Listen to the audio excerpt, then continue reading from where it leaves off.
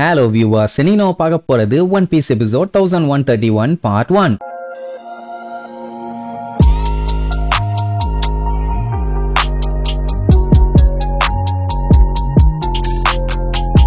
Open பண்ணா அந்த God வேலி இன்சிடென்ட் ஒன்னு நடந்துச்சுல்ல, அதான் அந்த செலஸ்டியல் டிராகன்ஸ் வளைச்சு அங்க இருந்த மக்கள்களை பந்தாடி சுட்டு கொண்டானுங்க. பெரிய பெரிய ஜாம்பவான் பைரட்ஸ் எல்லாம் வந்தாங்களே, அந்த சம்பவம் நடந்து ஒரு 8 வருஷத்துக்கு அப்புறம் காட்டுறாங்க. அது அந்த சோர்பத் கிங்டம் தான். சும்மா பாத்தீங்கன்னா அவங்க அப்பா அம்மா இருந்த சர்ச்சிலேயே தான் இப்ப வாழ்ந்துகிட்டு இருக்கான் ஜின்னியோட. 8 வருஷத்திலேயே பையன் பாத்தீங்கன்னா நல்லா வளர்ந்துட்டான். அவன் என்ன பண்ணுவான், அந்த வயசானவங்க முதுகு வலி, கை வலி, கால் வலின்னு வருவாங்கல்ல, அந்த பெயினை அவங்க பாடியில இருந்து அப்படியே தனியா பிரிச்சு எடுத்துருவான். அவங்கிட்ட தான் அந்த பவர் இருக்குது.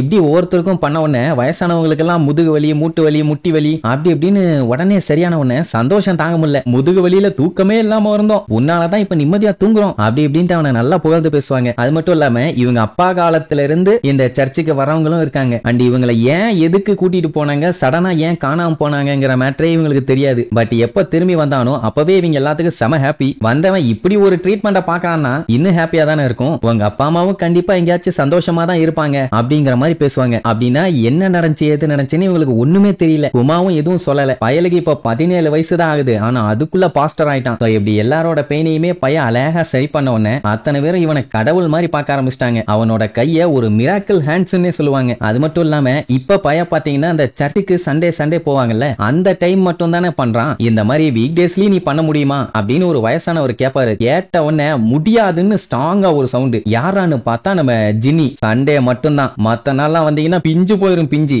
இந்த அளவுக்கு உங்களுக்கு அவன் நல்லது பண்றானே, அதுக்கு காசாச்சு கொடுத்தீங்களா? அதுவும் இல்ல. உங்களுக்கு எல்லாம் வெக்கமாவே இல்லையா? அது மட்டும் இல்லாம இது ஒன்னும் ஹாஸ்பிட்டல் கிடையாது, அதனால ஒழுங்கா இங்க இருந்து ஓடிருங்க, இல்ல வாயிலே மிதிப்பேன்னு கோவத்துல அந்த கத்துவான். ஆனா அங்க இருக்கவங்க எல்லாருமே விழுந்து சிரிப்பாங்க. ஏன்னா இவ எப்பவுமே இப்படித்தான் அவங்களுக்கு தெரியும். அதுலயும் ஒரு பாட்டியெல்லாம் அவ வாயிருக்கே ஒன்னா நபர் நார வாய்ப்பா, ஆனாலும் நல்ல புள்ள, இந்த ஊர்ல இருக்க எல்லாரும் இவளை பத்தி தான் கேக்குறாங்க அப்படின்ட்டு இன்னும் அவளை புகழ்ந்து பேசின உடனே அவளுக்கு இன்னும் கடுப்பு தான் ஆகும். சும்மா எனக்கு ஐஸ் வைக்காதீங்கன்னு சொல்லி இன்னும் வண்டியா திட்டுவா. அவளுக்கு பாத்தீங்கன்னா 21 வயசு ஆகுது. இப்படி அங்க இருக்க வயசானவங்க எல்லாருமே ஜின்னி எப்பவுமே இப்படி கரட முரடான ஆள் தான், ஆனா ரொம்ப நல்லவ. அதனால அவ எவ்வளவு கத்தனாலும் அதை யாருமே பெருசா எடுத்துக்க மாட்டாங்க. உங்களுக்கு வேலை முடிஞ்சிருச்சா ஒழுங்கா இங்க இருந்து ஓடிருங்க, என் கண்ணுலயே பற்றாதீங்கன்னு திட்டுனா அதெல்லாம் கண்டுக்காம குமாவை பார்த்தா தான் எங்களுக்கு ரிலாக்ஸ்டா இருக்குதும்பாங்க. அவன் ரொம்பவும் சந்தோஷம் பானா. இங்க ஒருத்தி பச்சையா திட்டிட்டு இருக்கேன், அவங்க கிட்ட ஏன்டா நல்ல விதமா பேசிட்டு இருக்கேன்னு அவனை பிடிச்ச அவ வாங்குன்னு வாங்குவா. இப்படித்தான் அங்க இருக்க மக்கள் கிட்ட குமார் நல்ல பேரை வாங்கி வச்சிருக்கான். இப்ப என்னன்னா மக்கள் நம்ம குமார் பண்ற ஹெல்ப்புக்கு கையில இருக்கிறதெல்லாம் வாரி வழங்கிடுவாங்க.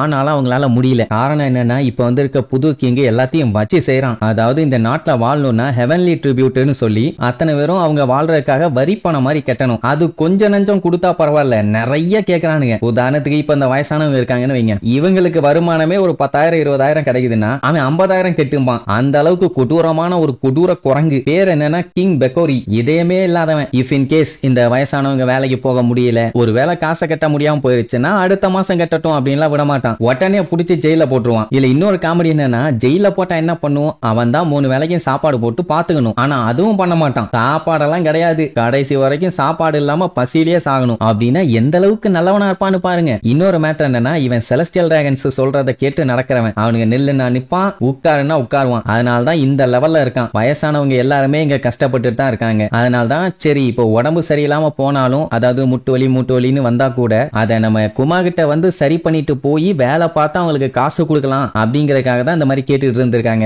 ஜின்னிக்குமே என்ன சொல்றதுன்னு தெரியல, கடுப்பு தான் ஆகும். இப்படி கிங்கு குடும்பப்படுத்துறானேன்னு. வேற ஒரு விஷயம் இருக்குது, ஆனா அதை வெளியில சொல்ல முடியாம கஷ்டப்பட்டு இருக்கா. அதுக்கப்புறம் குமாவே இருந்துட்டு உங்களுக்கு ஏதாச்சும் மைனர் இஷ்யூஸ் இருந்துச்சுன்னா நீங்க வீக் டேஸ்ல கூட வாங்க, நான் சரி பண்ணி விடுறேன்னு தான் சொல்லுவான். எல்லாத்துக்கும் அவ்வளவு சந்தோஷம். ஜின்னிக்கு சுத்தமா பிடிக்கல. ஆனா அதுக்கப்புறம் அவ எதுவுமே பேச மாட்டான்னு வைங்க. அவங்களும் கஷ்டம் தான் பட்டுட்டு இருக்காங்க, பாவம் வயசானவங்கன்னு விட்டுட்டா போல. அவங்களால காசு கொடுக்க முடியாட்டியோ அவங்களால என்ன முடிஞ்சதோ அதை கொடுப்பாங்க. அதாவது ஒரு வேலைக்கு சாப்பாடு, நீயும் ஜின்னியும் நல்லா சாப்பிடுங்கன்னு சொல்லிட்டு அங்க இருந்து கிளம்பிடுவாங்க. அப்போ நைட்டு காட்டுறாங்க, ஜின்னி பாத்தீங்கன்னா சர்ச்சுக்கு வெளியில அப்படியே கவலையோட பதட்டத்தோட உட்கார்ந்துகிட்டு இருப்பா. என்னடான்னு சர்ச்சுக்குள்ள பார்த்தா அவங்களோட பெயின் எல்லாத்தையுமே கொஞ்சம் கொஞ்சமா வெளியில எடுத்தான்ல, அந்த பெயின் பாத்தீங்கன்னா சேர்த்தி இப்ப பெரிய சைஸ்ல இருக்குது. யாராவது ஒருத்தர் அந்த பெயினை கண்டிப்பா அனுபவிச்சுதான் ஆகணும் போல, இல்லன்னா திருப்பி அவங்களுக்கே போனாலும் போயிரும் நினைக்கிறேன். அதனால குமா தான் அந்த வலியை பூரா தாங்க போறான். அதனாலதான் ஜின்னி வந்து அந்த கத்தி இருக்கா. அப்படின்னா வாரம் இதைத்தான் பண்ணிட்டு இருக்கான் போலயே. சரின்ட்டு மூச்சை இழுத்து புடிச்சிட்டு அப்படியே கைய வைப்பான் பாருங்க. வலி தாங்க முல்ல, கதறுவான். வாயி மூஞ்சி முகரன்னு சொல்லி ரத்தம் திரிக்கும். ஆனாலும் விடுறதா இல்ல. அவன் கத்தி கதறதுக்கு அந்த சர்ச்சே அப்படியே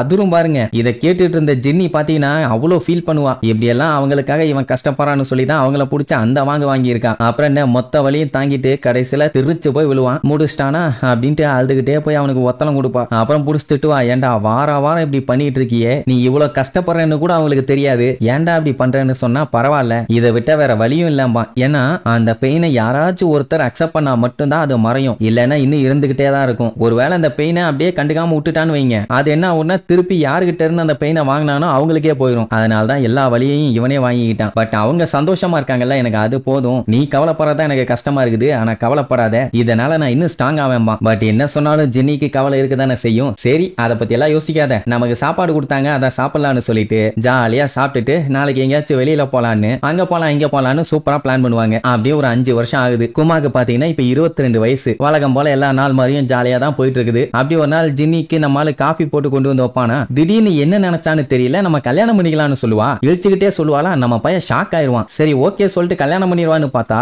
இல்ல வேண்டான்னு சொல்லிடுவான். அது அவளுக்கு பயங்கர ஷாக்கு. ஏன் எதுக்குன்னு கேட்டா சொல்ல மாட்டான். ஆனா உண்மையான காரணம் என்னன்னு பாத்தீங்கன்னா, ஆல்ரெடி இவங்க அப்பா பக்கனீர் பிளட்ட சேர்ந்தவங்கன்னு சொல்லிதான் மொத்த ஃபேமிலியும் கூட்டு போய் கண்டம் பண்ணானுங்க. இப்ப எப்படியோ இவன் தப்பிச்சு வந்துட்டான். ஆனா இப்பவும் இவன் பக்கனீர் பிளட்ட சேர்ந்தவன் தான். இப்ப இவன் ஜினிய கல்யாணம் பண்ணி மறுபடியும் இவனுக்கு ஏதாச்சும் குழந்தை பிறகுதுன்னா இவங்களை கூட்டு போய் மறுபடியும் சம்பவம் பண்ணுவாங்க. ஆல்ரெடி இவங்க அம்மா அப்பா செத்து போயிட்டாங்க. இவளை கல்யாணம் பண்ணா அப்புறம் ஜின்னியும் கொல்றதுக்கு வாய்ப்பு இருக்குது. ஐ மீன் பிடிக்கிற அன்னைக்கு அவனுக்கு இவன் கஷ்டப்பட்டா பரவாயில்ல, அவளும் கஷ்டப்படக்கூடாதுங்கிறக்காக மனசுக்குள்ளேயே வச்சுட்டு சொல்ல மாட்டான், புரிஞ்சுக்கன்னு சொல்லிட்டு விட்டுருவான். பட் அவளுக்கு பாத்தீங்கன்னா ரொம்ப கவலையா இருக்கும். பையன் என்ன பண்ணுவான், இந்த விஷயத்தை டைவர்ட் பண்றதுக்காக நியூஸ் பேப்பரை காமிச்சு, இங்க பாரு ஒரு ஃப்ரீடம் ஃபைட்டர் புதுசா வந்திருக்காரு, இவரோட பேரு தான் டிராகன், ஏகப்பட்ட கண்ட்ரீஸ்க்கு போய் கஷ்டப்படுற மக்கள் எல்லாத்தையுமே காப்பாத்தி இருக்காரு, ஆளு பார்க்க செமையா ஹீரோ மாதிரி இருக்காரு, நானுமே ஒரு நாள் கடலுக்கு போய் மக்கள் நிறைய பேரத்தை காப்பாத்தணும், வாரியர் ஆஃப் லிபரேஷன் நிக்கா மாதிரி அப்படின்னு சொல்லி பேசிட்டு இருக்கும் போது யாரோ வெளியில கதவை தட்டுவாங்க. யாரான்னு போய் பார்த்தா நம்மளுக்கு ஃப்ரெண்ட்ஸுங்க தான். அதான் சின்ன வயசுல ஒண்ணுமொன்னா சுத்திட்டு இருந்தாங்களே அவங்க தான். இவங்களுக்காண்டி மீன் புடிச்சிட்டு வந்திருப்பாங்க. சூப்பர் தேங்க்ஸ் பான்னு சொல்லி வாங்குவானா, ஜின்னி அண்டாவை தூக்கிட்டு மண்டையிலேயே அடிப்பான். எல்லாம் விழுந்து விழுந்து சிரிப்பானுங்க. அவ மேல கடுப்புல இருக்காளா, சூப்பர் பொண்ணு, அவ பாத்தீங்கன்னா முடியாதுன்னு சொல்லிட்டானேன்னு இன்னும் கடுப்புல தான் இருப்பான். சரி இனி இதுக்கப்புறம் எப்படி இவங்க 2 பேரும் மேரேஜ் பண்ணாங்க, நம்ம குமார் நினைச்ச மாதிரியே கடலுக்கு போய் எல்லாத்தையும் காப்பாத்த போனானா, இல்ல கவர்மெண்ட் ஆளுங்க கையில சிக்கி சின்ன பின்னமானானு அடுத்தடுத்த எபிசோட்ல பார்க்கலாம். டாடா.